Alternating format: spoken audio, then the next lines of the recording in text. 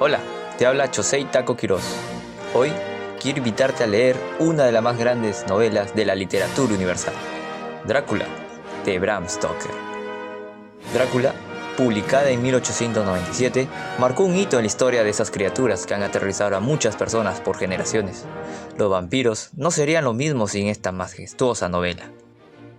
Esta historia comienza con la llegada del joven abogado Jonathan Harker a Transilvania para encargarse de unos asuntos legales. Sin embargo, jamás imaginó que su cliente sería el conde Drácula. Con el tiempo, Jonathan fue prisionero en el castillo del conde y tuvo que cumplirle todo lo que él necesitaba para su despiadado plan. ¿Podrá salir Jonathan del castillo? ¿Drácula llegará a cumplir su cometido? ¿O alguien podrá enfrentarse al conde? Son algunas de las interrogantes que iremos descubriendo a lo largo de la trama. Drácula es una novela epistolar, es decir, tiene la estructura compuesta por los diarios y cartas que han escrito los personajes, donde expresan los desasosiegos, preocupaciones y penas que sienten durante el transcurso de la novela. Es una muy buena oportunidad para leer este tipo de novelas que muy poco se suele conocer. Ahora, escuchemos un fragmento del primer capítulo. Capítulo 1. Diario de Jonathan Harker, en taquigrafía. Bistris, 3 de mayo. Salí de Múnich a las 8 de la tarde, el 1 de mayo, y llegué a Viena temprano, al día siguiente por la mañana. Habíamos debido llegar a las 6:46, pero el tren llevaba 1 hora de retraso. A juzgar por lo que pude vislumbrar desde la ventanilla del vagón y por algunas calles por las que pasé, Budapest, a donde llegué mucho después, es una ciudad muy hermosa. Sin embargo, temí alejarme demasiado de la estación, ya que a pesar del retraso, debíamos partir a la hora señalada. Tuve la impresión de haber abandonado Occidente para penetrar en el mundo oriental. Tras haber franqueado los magníficos puentes del Danubio, modelo de arquitectura occidental, el Danubio es ahí especialmente ancho y profundo. Se entra inmediatamente en una región donde prevalecen las costumbres turcas. Tras haber salido de Budapest sin demora, llegamos por la tarde a Klausenburgo, donde me dispuse a pasar la noche en el Hotel Royal. Para cenar, me sirvieron pollo con pimentón, un plato delicioso que da una enorme sed. Pedí la receta para mi querida Mina. El camarero me dijo que el plato se llamaba Papikra, que era un plato nacional y que lo encontraría en toda la región de los Cárpatos. El poco alemán que sé me resultó muy útil en aquella ocasión, puesto que de otra forma ignoro cómo hubiese salido del lance. En Londres, unos momentos de ocio me habían permitido ir al Museo Británico y a la Biblioteca Nacional, donde consulté mapas y libros relativos a Transilvania, puesto que debía mantener tratos con un caballero natural de allí. Me parecía interesante ponerme al corriente de ciertos datos respecto al país. La región de que hablaba en sus cartas dicho caballero estaba situada al este del país, en la frontera de 3 estados, Transilvania, Moldavia y Bucovina, en los Cárpatos. Se trata de una de las partes de Europa menos conocidas y más salvajes, pero ningún libro, ningún mapa pudo indicarme el lugar exacto de dónde se alzaba el castillo del conde Drácula, puesto que no existe ningún mapa detallado de la región. No obstante, mis investigaciones me hicieron saber que Bistritz, desde donde el conde Drácula me había escrito que debía recoger una diligencia, era un pueblecillo bastante conocido. En este diario iré anotando mis impresiones, lo cual me refrescará la memoria cuando le cuente a Mina mis viajes. En Transilvania hay 4 razas. Al sur, los sajones, con los que se mezclaron los valacos, descendientes de los dacios. Al oeste, los magiares. Y por fin, al este y al norte, los settlers. Yo debía vivir entre estos últimos. Esta raza afirma descender de Atila y los hunos. Tal vez sea verdad, ya que cuando los magiares conquistaron el país en el siglo XI, hallaron a los hunos ya establecidos allí. Por lo visto, todas las supersticiones del mundo se han reunido en los Cárpatos, como si fuera el centro de una especie de remolino de la imaginación popular. Si esto es cierto, mi estancia allí resultará sumamente interesante. He de consultar al conde respecto a las numerosas supersticiones. Dormí mal, no por falta de comodidad en la cama, sino por culpa de unos extraños sueños. Durante toda la noche estuvo ladrando un perro bajo mi ventana. ¿Quizá fuera esta la causa de mi insomnio?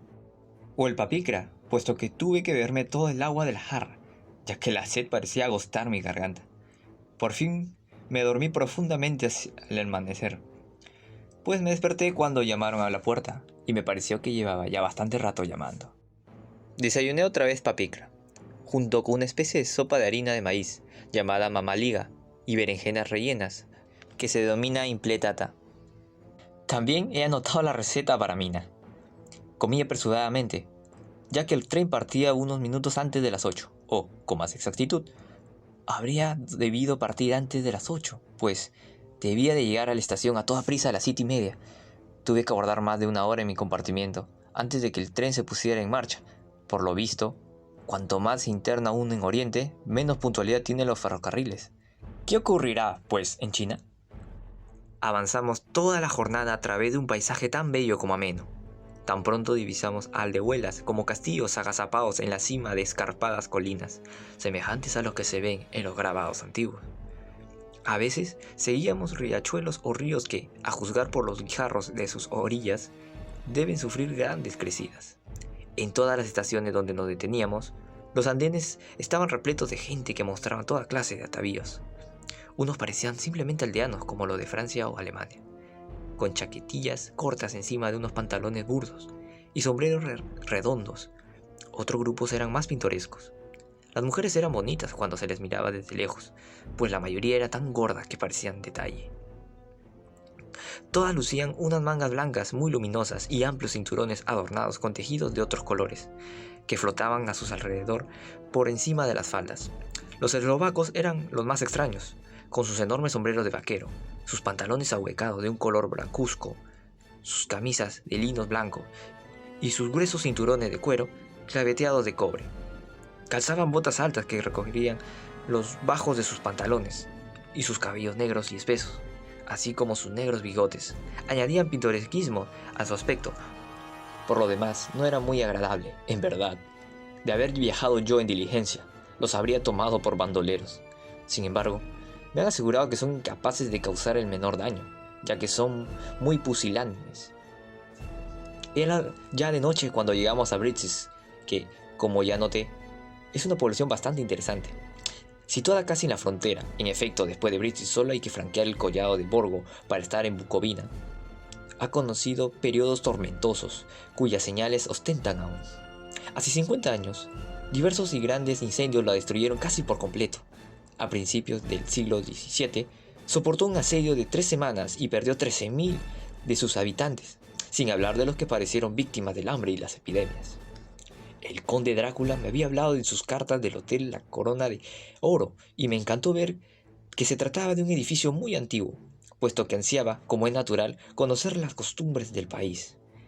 Quedó de manifiesto que ya me aguardaban, pues al llegar a la puerta, me di de manos a boca con una mujer de cierta edad, de rostro placentero, ataviada como las aldeanas de la comarca, con un corpiño blanco y un delantal largo de color, que envolvía y modelaba su cuerpo.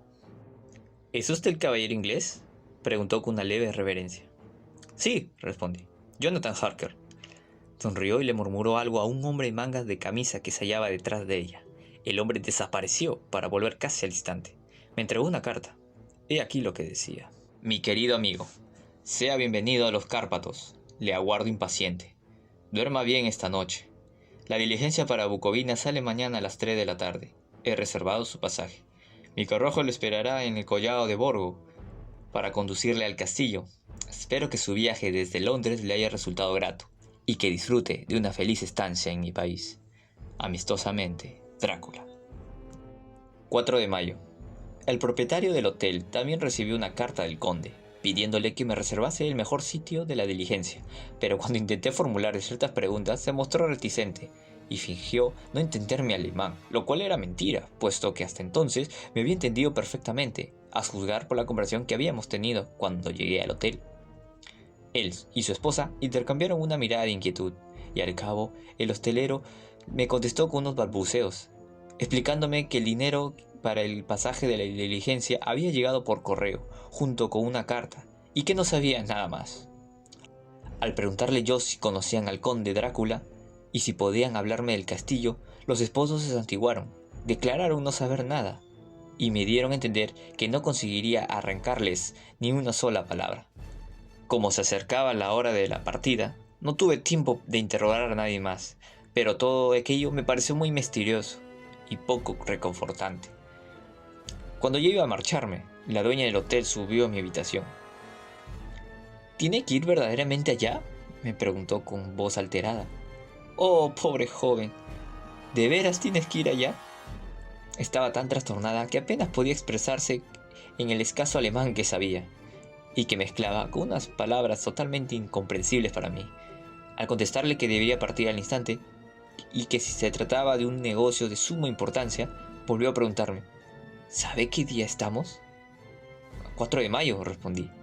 Sí, asintió ella, a 4 de mayo, pero el día no entiendo. Es la víspera de San Jorge. ¿Ignora usted que esta noche, cuando den las 12, todos los maleficios reinarán sobre la tierra? ¿No sabe acaso a quién va a visitar y a dónde? Parecía tan asustada que intenté, aunque sea en vano, tranquilizarla. Finalmente se arrodilló y me suplicó que no partiese, o al menos que aguardase un par de días. La situación no podía ser más ridícula, pero yo no estaba tranquilo. Sin embargo, me esperaban en el castillo y nada impediría mi viaje.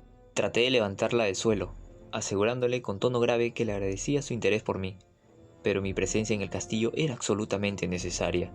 La mujer se incorporó, se enjugó las lágrimas y cogiendo el crucifijo que llevaba colgado al cuello, me lo entregó. Yo no supe qué hacer, ya que, educado en la religión anglicana, consideraba tales objetos como reliquias idólatras. Sin embargo, habría dado muestra de falta de educación y de cortesía si hubiera rechazado el ofrecimiento de una anciana, que me demostraba tan buena voluntad y que vivía, por mi causa, unos instantes de verdadera angustia. Sin duda, leyó mi semblante la indecisión que me embargaba y me pasó el rosario por encima de la cabeza, colgándomelo del cuello. Por el amor de vuestra madre, me rogó sencillamente, tras lo cual salió de la habitación.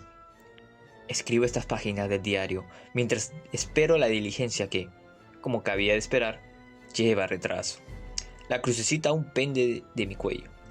Ignoro si es a causa del miedo que agitaba a la anciana, de las supersticiones del país o de la misma cruz, pero el caso es que me encuentro menos tranquilo que de ordinario. Si alguna vez llega este diario a manos de Mina, antes de volver a verle en persona, al menos hallará en él mi despedida. ¡Oh! Aquí está la diligencia. Yo leí Drácula en octubre del 2018 y fue una de las mejores experiencias como lector que he tenido. Siempre llevo un libro en la mochila al salir de casa, para esos tiempos muertos que pueden llegar a estresar. Para el caso de literatura, leo con un fondo musical, que en aquella época fue la misma que usé en este video durante la narración. La historia, potenciada por las circunstancias que yo construí, me hizo seguir creyendo que leer puede hacernos más felices y que, como dice Mario Vargas Llosa, una buena novela nos hace vivir las vidas que no tenemos en la vida real, y por eso recorremos a la ficción. Por la trascendencia de la novela, el exquisito desarrollo de personajes, por su peculiar estructura y porque ya casi es un deber moral conocer al vampiro más importante de todos los tiempos. Por eso te invito a leer Drácula. Gracias por llegar hasta aquí. Suscríbete y nos vemos en el siguiente video de Pastillas para la Lectura.